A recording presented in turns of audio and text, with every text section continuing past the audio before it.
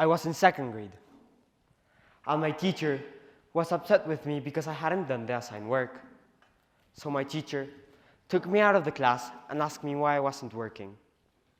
I remember saying, "I'm extremely tired." She answered back, "You can't use your dyslexia as an excuse."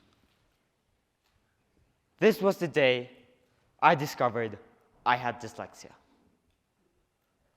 At that moment, I had no idea what dyslexia was or what it meant. My teacher let me back into class, but in class, I couldn't get the word dyslexia out of my mind. Later that afternoon, I arrived home and looked up the term dyslexia. I did not have good reading capabilities, but nonetheless, I managed to understand everything. When I read it, I felt it was a description of me as a person. At that point, I began to understand my difficulty. And then something snapped inside of me. I thought to myself, this dyslexia would not define me, because I had to admit that I'm dyslexic, and that is all. It's part of my identity. When I started middle school, I stopped having a personal assistant. This was when I discovered I had two key strengths. First, I was amazing at expressing myself. And second, I had a passion for helping others. The day I found out I had dyslexia, I did not feel sad nor happy. Instead, I felt confused because I didn't know why my parents hadn't told me about my condition. They just told me that I had difficulties and didn't explain anything else, and left it at that. Ever since I discovered that I have dyslexia, I've been trying to explain to my friends and family what dyslexia is. This can be quite a challenge, because I'm still figuring this out for myself. So, what is dyslexia? According to the International Dyslexia Association, dyslexia is described as following, and I quote, "Dyslexia is a language-based learning disability. Dyslexia refers to a cluster of symptoms which result in people having difficulties with specific language skills, particularly reading. Students with dyslexia may experience difficulties in other language skills, such as spelling, writing, and speaking. Dyslexia is a lifelong status. However, its impacts can change at different stages in a person's life. It's often referred to as a learning disability because it can make it very difficult for a student to succeed academically in the typical instructional environment."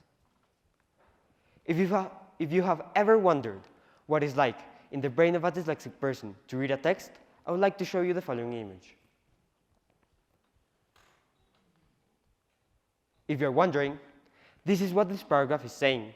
Developmental reading disorder, DRD, is the most common learning disability. Dyslexia is the most recognized reading disorder. However, not all reading disorders are linked to dyslexia. As you can see, this text is almost impossible to read. This is a representation of what happens, because in a dyslexic person's brain, the words are being switched when reading. Basically, the brain of a dyslexic person is likely wired in a different way than a person without it. For me, the best way to control this is by being extremely concentrated and practicing word recognition so that I make fewer mistakes when reading. My dyslexia is one of my most significant difficulties, not only because I struggle when I'm reading and writing, but because it makes me feel judged. When I cannot read as fast or from extreme long periods of time, I find this part of my difficulty tough, and that's not bad, because I'm improving every day. Not to mention, I have many other strengths.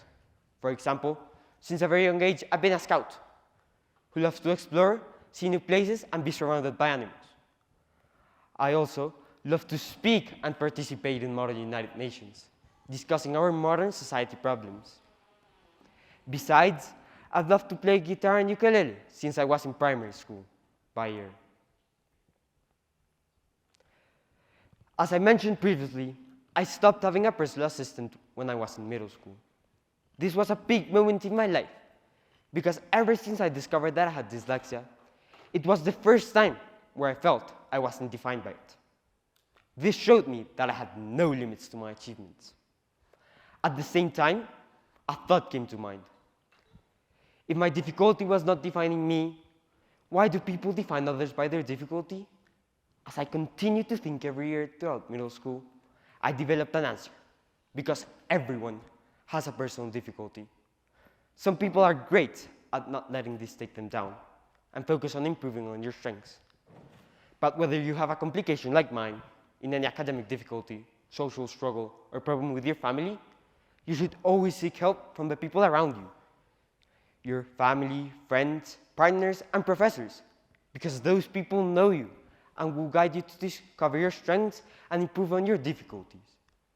So if you take something from my personal story is that no matter what your difficulty is, it won't define you if you don't allow it to. Focus on your strengths. Focus on improving on your difficulties. Because the only person who can put limits on you is yourself. Thank you very much.